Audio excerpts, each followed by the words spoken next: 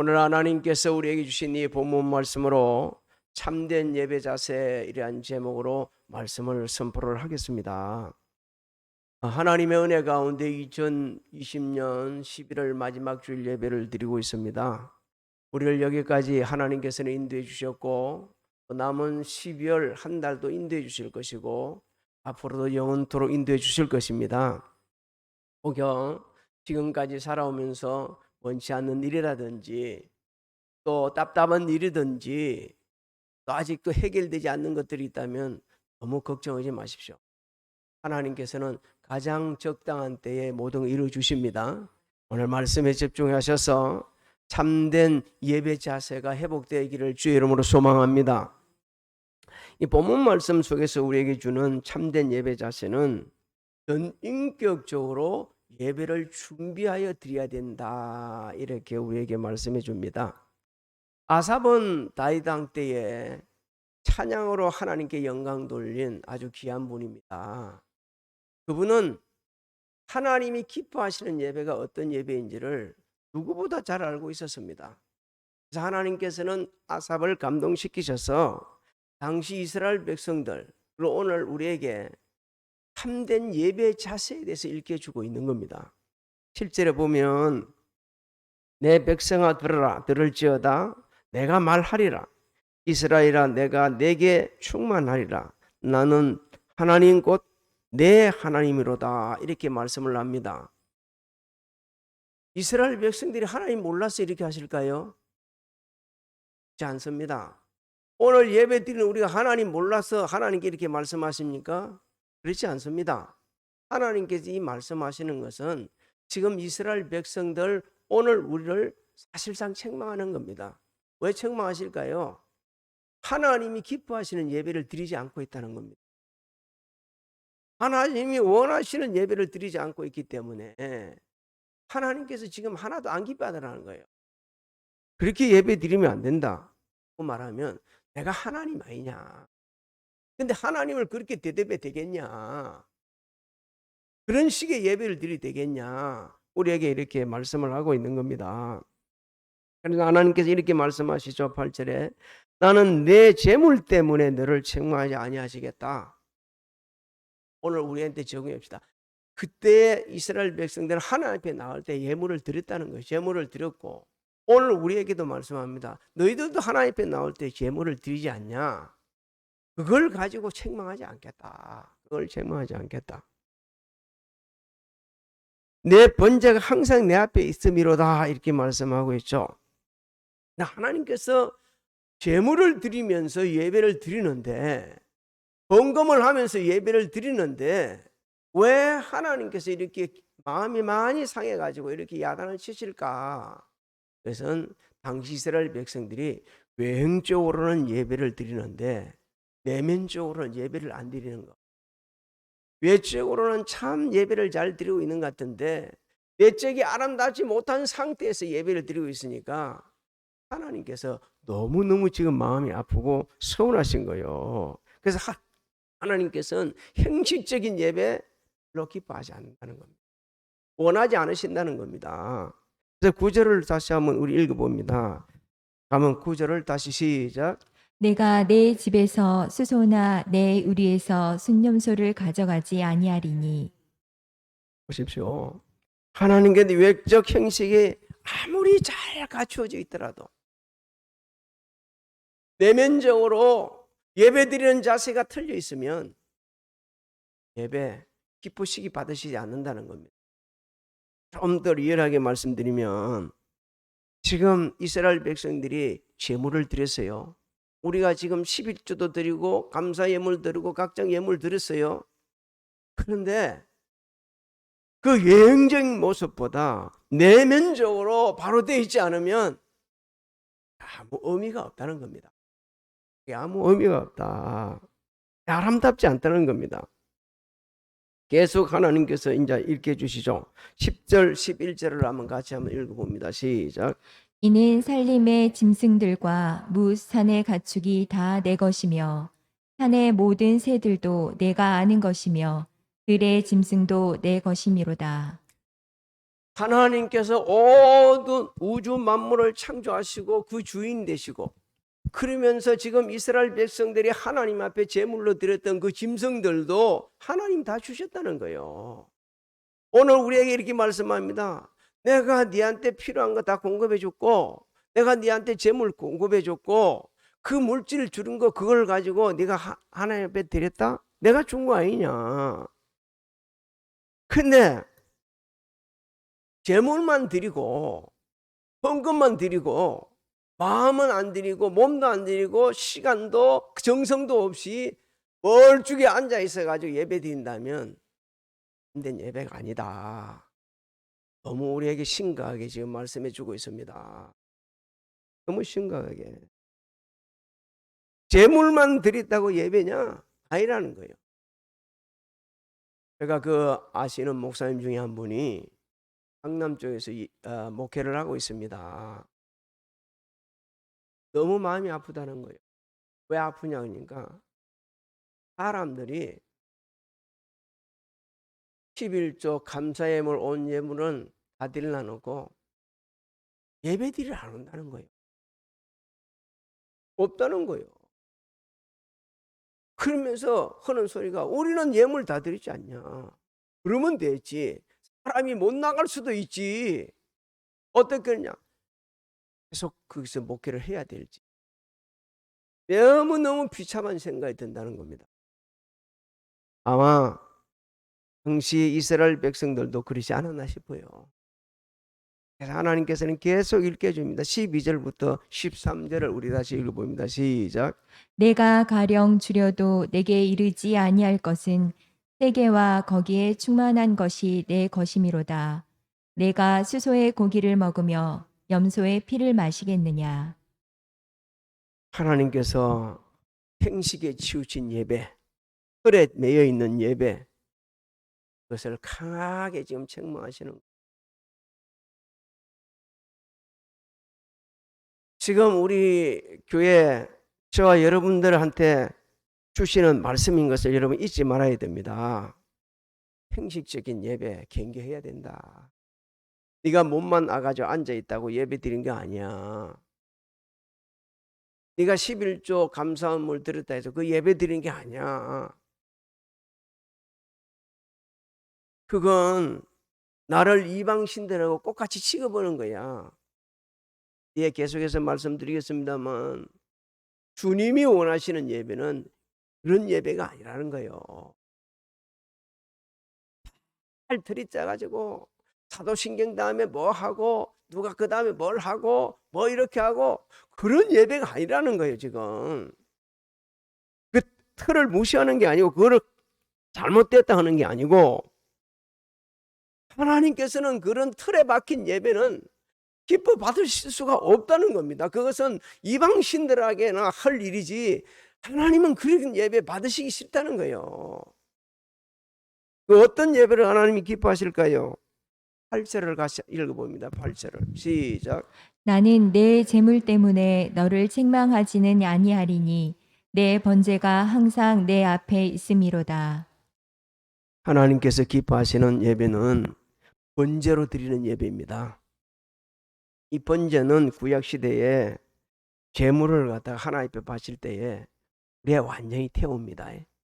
그러면 그 탄 불이 다 태워갖고 연기가 하나님 앞에 올라가요. 그 연기가 올라가면 하나님께서 그것을 기쁘시게 음향을 하시는 겁니다. 불에 완전히 태워드렸다는 것은 그때 드린 그 번제물은 우리를 위해서 우리 죄를 대신 지시고 하나님 말씀에 죽으시기까지 복종하신 예수 그리스도를 대표하는 겁니다. 그리고 또 오늘 우리에게 적용하게 되면 온전한 헌신이요, 자신을 드리는 예배요, 전 인격적으로 흔히 말씀 우리가 다 기억하고 있죠. 마음을 다하고 뜻을 다하고 정성을 다해 드리는 이 예배를 하나님께서 기뻐하신다는 겁니다. 그러면 이스라엘 백성들의 그 외행적인 예배가 그러면 하루 이틀 그리 되냐? 아니요. 너무 오랫동안 그렇게 되어져 있었어요. 그래서 미가 선지자한테도 하나님께서 책망하시죠. 미가서 6장 6절로 8절을 우리 같이 읽어봅니다. 시작. 내가 무엇을 가지고 여호와 앞에 나아가며 높으신 하나님께 경배할까? 내가 번제물로 일련된 송아지를 가지고 그 앞에 나아갈까? 여호와께서 천천의 순양이나 만만의 강물 같은 기름을 기뻐하실까? 내 허물을 위하여 내 맏아들을 내 영혼의 죄로 말미암아 내 몸의 열매를 드릴까?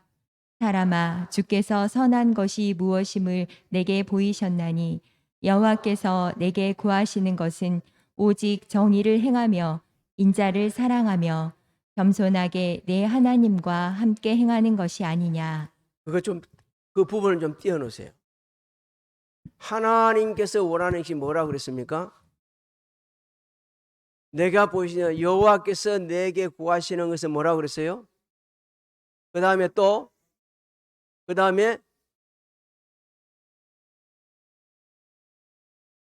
여러분 이해가 되십니까?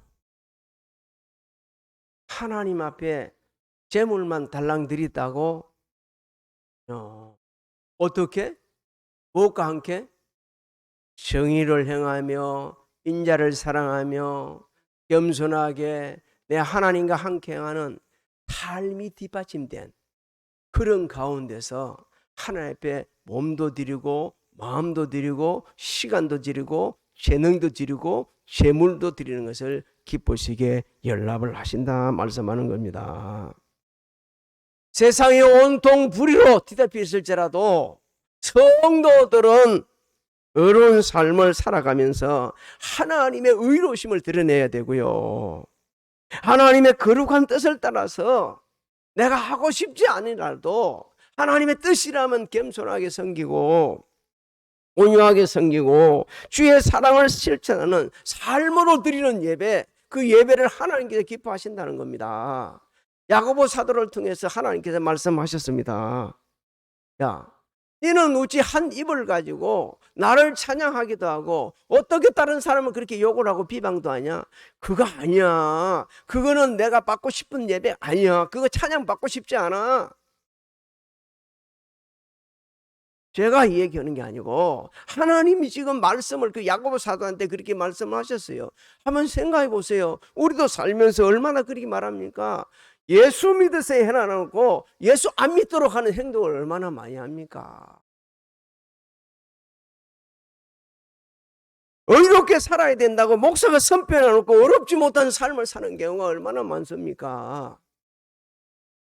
주의 사랑을 실천해야 한다고 하면서도 사랑을 실천하지고 사는 사람이 얼마나 많습니까? 삶이 뒷받침 안 되는 예배, 그러면서 자신은 최고로 예수 잘 믿고 진짜 정말 참된 예배를 드리는 것이 생각하고 있는 사람들이 당시 이스라엘 백성들이고 오늘 우리도 그런 류의 사람 중에 한 사람이라는 겁니다.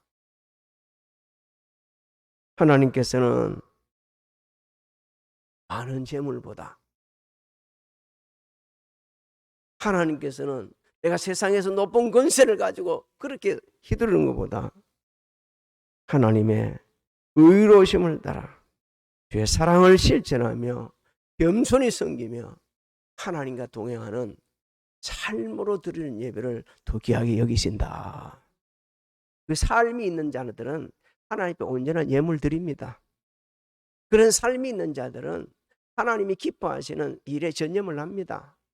그런 삶이 있는 자들은 정말 어느 곳에나 겸손하게 많은 사람에게 은혜로 영향을 끼치게 되는 겁니다. 로마서 12장 1절을 우리 같이 읽어봅니다. 시작. 그러므로 형제들아, 내가 하나님의 모든 자비하심으로 너희를 권하노니 너희 몸을 하나님이 기뻐하시는 거룩한 산 제물로 드리라. 이는 너희가 드릴 영적 예배니라. 우리의 전 삶의 영역이 하나님 앞에 드리는 예배라는 거 잊지 마시기 바랍니다. 그냥 막무가내도 살아야 되는 게 아니요. 내가 마음대로 하고 싶은 말 다 하면서 사는 게 아니요. 예수 믿는 사람들은, 하나님을 정말 믿고 두려워하는 자들은 우리 삶 자체가 뭐요? 하나님 앞에 드리는 예배예요, 예배. 그래서 하나님께서는 전인격적으로 우리 삶으로 드리는 예배, 그 예배를 기쁘시게 연락하신다고 행틀에 틀에 매여 가지고 뭐 이렇게 저렇게 이래야 되니 저래야 되니 그것보다도 우리의 진실된 삶이 뒷받침된 그 예배를 기쁘시게 받으신다고 오늘 우리에게 일깨 주시고 있습니다. 두 번째 하나님이 기뻐하신 일은 감사하며 선을 지키면서 드리는 예배다. 14절부터 15절을 통해 말씀하십니다. 하나님께서 형식적인 예배에 익숙해 있는 이스라엘 백성들을 강하게 이제 책명하시고 나서 진짜 참된 예배의 목적이 뭐냐? 그 의미가 뭐냐? 이것을 갖다 너가 알고 드려야 된다 하면서 읽게 주시죠. 14절부터 15절을 우리가 읽어봅니다. 시작. 감사로 하나님께 제사를 드리며 지존하신 이에게 내 서원을 갚으며 환난 날에 나를 부르라. 내가 너를 건지리니 내가 나를 영화롭게 하리로다. 하나님 앞에 감사하는 마음으로 예배를 드리는 것이 참된 예배의 의미고 그리고 목적이고 그것이 우리가 드려야 될 예배라고 우리에게 말씀하고 있는 겁니다. 사랑하는 성도 여러분, 올해는 감사할 일보다 감사하지 못한 일들이 더 많았지 않았습니까? 네. 하나님 앞에 감사함에 예배 드리는 것은 형편이 좋아가지고 하는 일이 잘 돼서 내 생각대로 척척 잘 들어맞았어. 모든 그게 능력하여서 그래서 감사함에 예배 드리는 거 아니요.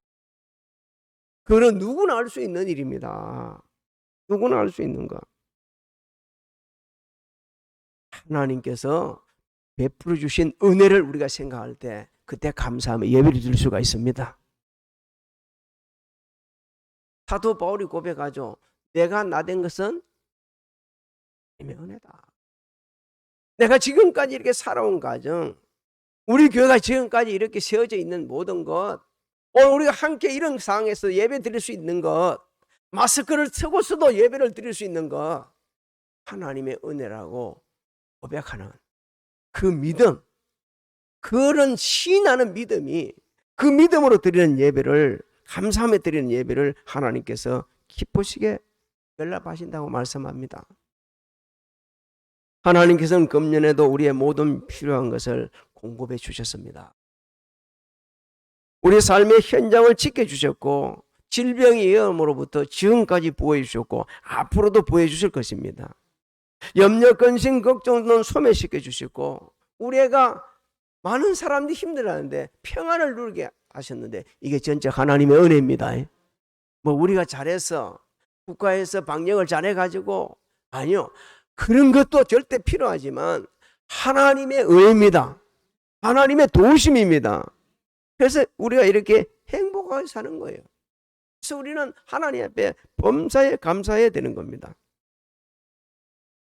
하나님께 기뻐하시는 참된 예배를 드리고 범사에 감사하며 사는 사람들은 특징이 있는데 어느 시대나 말씀에 순종했고요. 그리고 그 말씀을 따라 자신을 희생하면서 하나님의 거룩하신 하나님의 위대하심을 믿고 드러내는데 헌신을 했습니다. 아합이 북이스라엘을 통치할 때입니다. 우상을 섬기는 이스라엘 하나님께서는 북이스라엘을 깨우치고 그렇게 하기 위해서 극심한 가뭄으로 징계를 하시죠.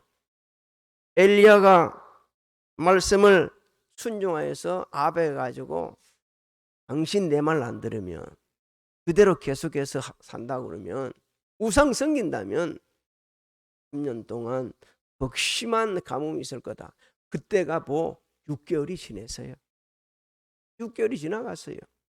6개월 동안 극심한 가뭄이 오는데도 못 하나 먹는 겁니다. 그만큼 아합이 그냥 영적으로 아주 무감각 상태가 되진 거예요. 하나님께서 그렇게 선포하게 하시고 엘리야를 보호를 해주십니다. 왜? 잡히면 죽이겠다고 그러니까. 사르밧 가부하게 가가지고 그 가뭄 또한 지나게 만듭니다.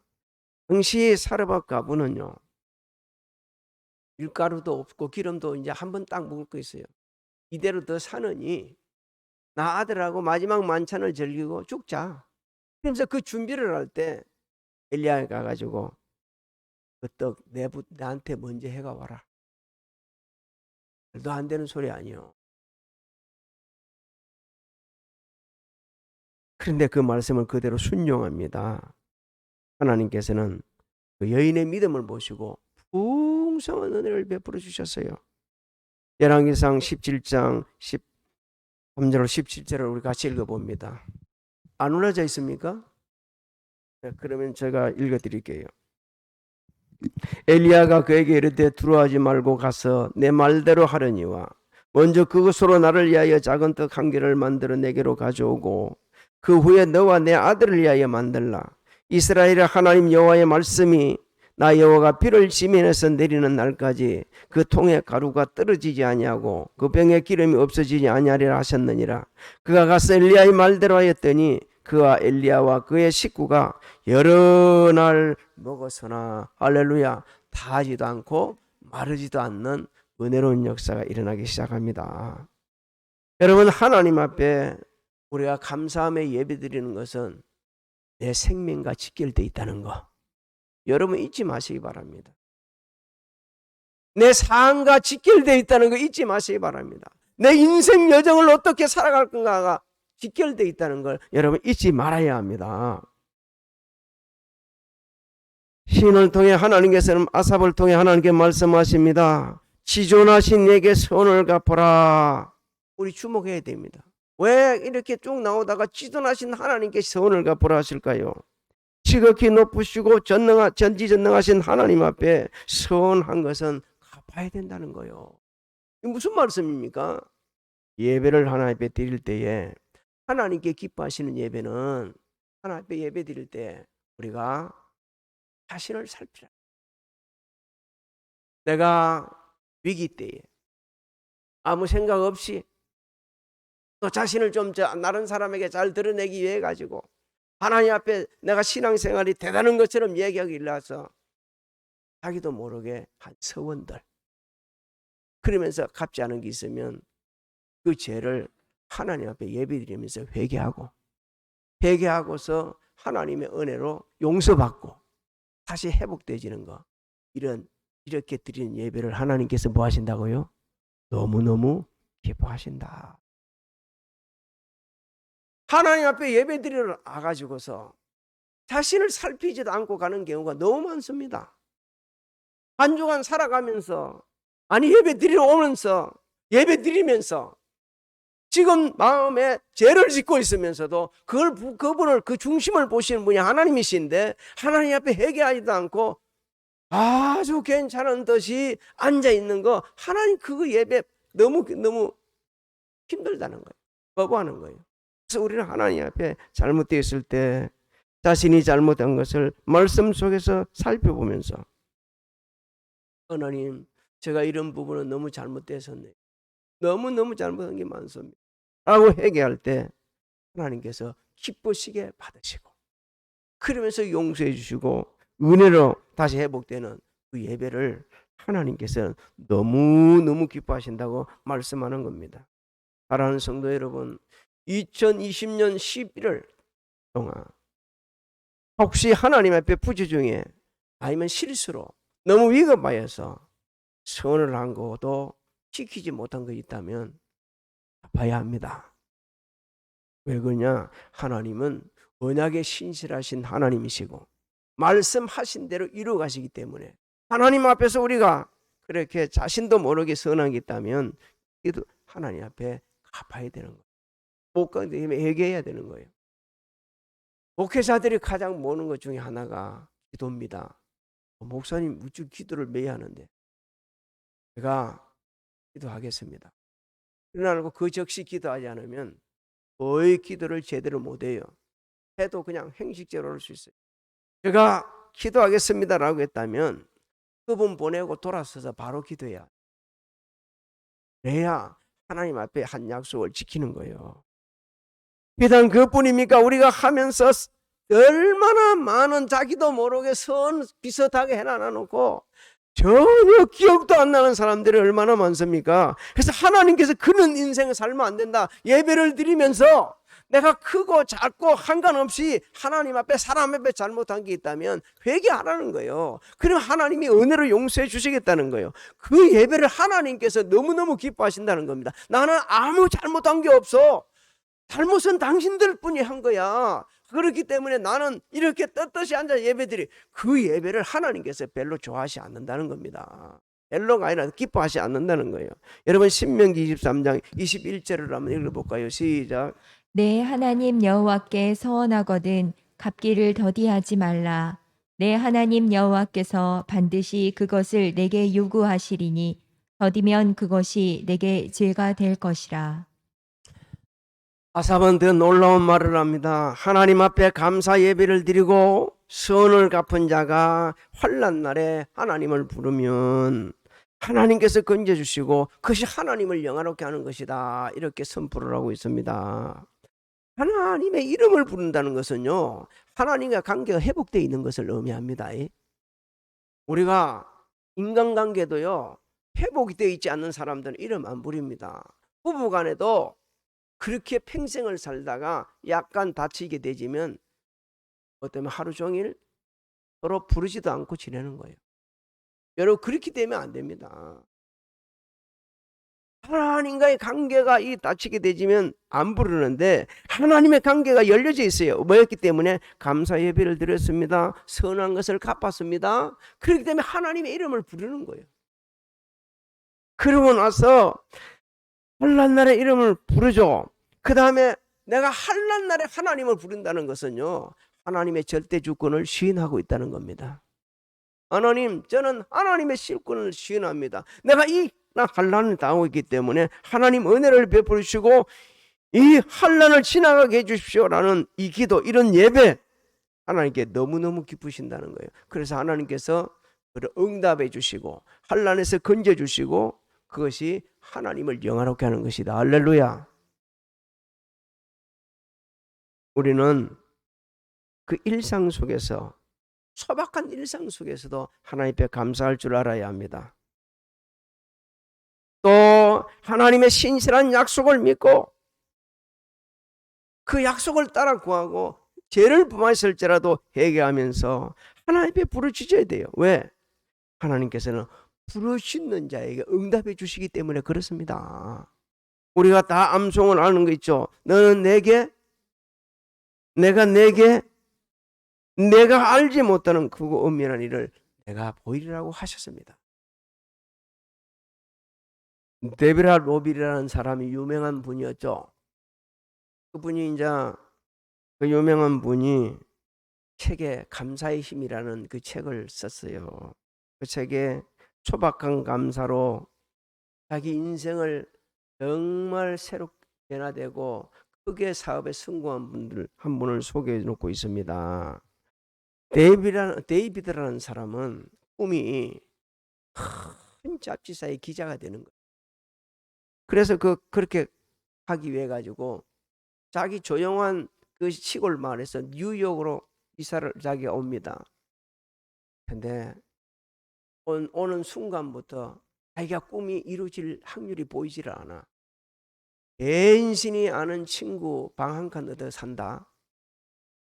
큰 잡지사의 기자가 되기는커녕 그 잡지사 아르바이트를 하는 거예요.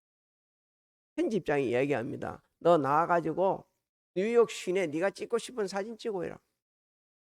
일주일 만에 지쳐버리는 거예요. 그러다 이 사람이 생각을 바꿉니다. 그래, 이 매일 사진을 찍는데 정말 내가 감사해서 찍을 수 있는 사진은 몇 가지면, 그 다음에 그 감사하며 찍은 이 사진 속에서 내가 찾을 수 있는 기쁨이 뭔지, 이러면서 이분이 나하고 사진을 찍는데 앞쪽에 보니까 유모차에다가 짐을 잔뜩 싣고 아이를 밀고 오는 여인이 보입니다. 너무 감동을 받는 거예요. 너무 감사한 거예요. 뛰어가서 딱 사진을 찍는 거예요.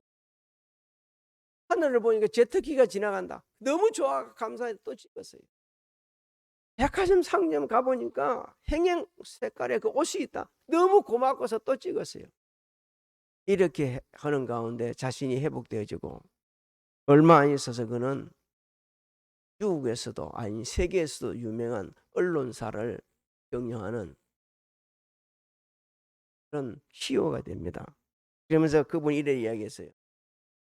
나는 지금도 내가 가라앉고 힘들다 고통스럽다 입에서 불평이 나올 때 카메라를 들고 뉴욕 시내로 나갑니다.